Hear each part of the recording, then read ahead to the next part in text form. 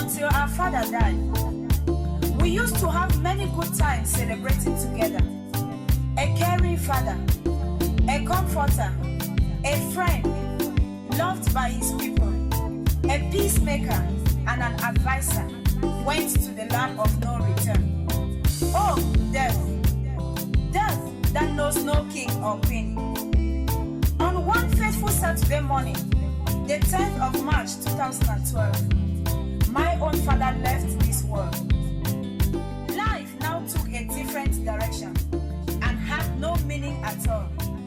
In fact, life was not worth living. Oh, Papa, I mourned and wept to no avail. But in my agony, I met a man who consoled and gave me the true meaning of life.